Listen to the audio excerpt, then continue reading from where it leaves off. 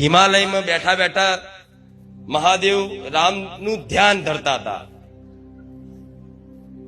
તો પાર્વતીએ પૂછ્યું કે તમે આખો દિવસ કોનું ધ્યાન ધરો છો? તમે દેવોના દેવ છો, છતાંય તમે કોનું ધ્યાન દોરો છો? શું તમારાથી કોઈ ઉપર છે કોઈ ભગવાન? મહાદેવે કીધું કે હા, હું મારા શ્રી રામનું ધ્યાન ધરું છું. તો કે કોણ છે રામ?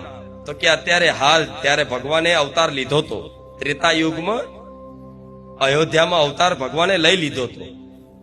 ત્યારે કીધું અત્યારે હાલ અયોધ્યામાં રાજા દશરથના પુત્ર તરીકે ભગવાને અવતાર લીધો છે, એ જ મારા રામ છે.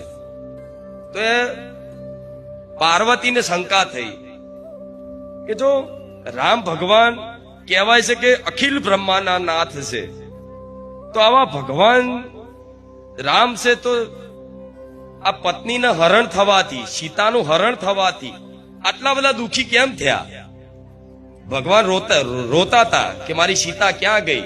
ઝાડ ન પૂછે કે મારી સીતાને કોણ લઈ ગયું? નદીઓ ન પૂછે, પહાડો ન પૂછે કે મારી સીતા ક્યાં છે? ત્યારે પાર્વતીને શંકા થઈ, જો ભગવાન હોય તો આ રીતે પોતાની પત્નીના વિલાપમાં આટલું બધું રોવે, આટલું બધું પૂછે? આમને તો લાગતા નહીં ભગવાન જેવા ગુણો. મહાદેવ કહેશે પણ હું ચમની મોનું.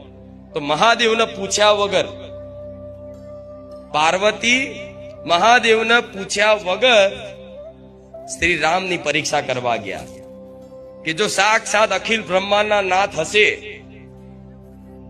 તો મને શિવ શક્તિ કહેવાય છે કે પાર્વતી આદ્ય શક્તિ મને ઓળખી જશે, જો સાક્ષાત પરમાત્મા હશે તો જ્યારે લંકામાં જવાની તૈયારી હતી ને જ્યારે રામ સેતુનું નિર્માણ કરવાનું હતું, ત્યારે રામજીએ પણ મહાદેવની ઉપાસના કરી. ખબર છે ને, એમને રામેશ્વર મહાદેવ તરીકે ઓળખાયા. રામેશ્વર મતલબ રામ કે ઈશ્વર, એટલે રામેશ્વર કહેવાયા. એ રામેશ્વર મહાદેવની પૂજા કરતા હતા ભગવાન. અને ત્યારે પાર્વતી માતા સીતાનું રૂપ લઈને આયા. માતા સીતાનું રૂપ લઈને આયા. અને માતા સીતાનું રૂપ લઈને આયા. લક્ષ્મણજી ને રામજી બે જોડે બેઠા હતા. લક્ષ્મણજી ઉભા થઈ જાય કે